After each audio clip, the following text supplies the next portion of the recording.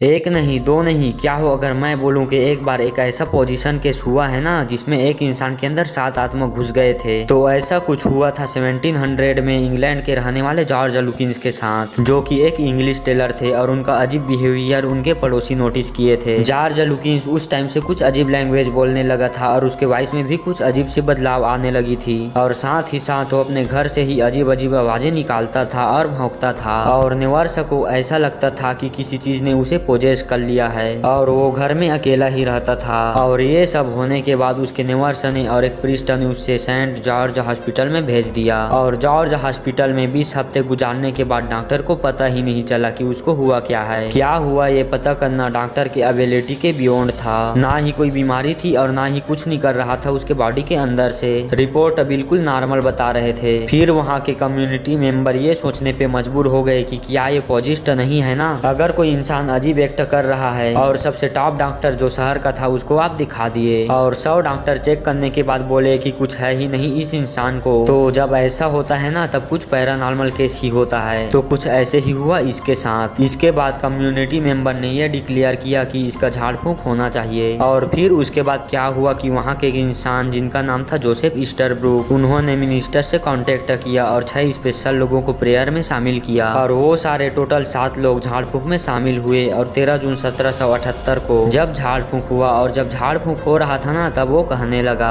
तुम लोग फेल हो जाओगे। वो कभी आदमी का आवाज निकाल रहा था तो कभी औरत का। ये 7 प्रीस्ट एक साथ प्रेयर करके 7 आत्मा को आदेश दिए और सक्सेसफुली उसे बाहर निकाल दिए। झाड़ फूंक के पहले ये बिल्कुल अलग इंसान था और जैसे ही झाड़ फूंक किया गया ना वो बिल्कुल नॉर्मल हो गया। लेकिन ये नहीं पता चला कि उसके अंदर आत्मा आया कहाँ से, शायद किसी पोर्टल से आया हो। ये बहुत अजीब ही केस था और ये भी पूरे इतिहास के सबसे अजीब कंपेलिंग पोजीशंस में से एक था। वीडियो को लाइक शेयर जरूर करना और चैनल को सब्सक्राइब करके बेल आइकन ऑन जरूर कर देना।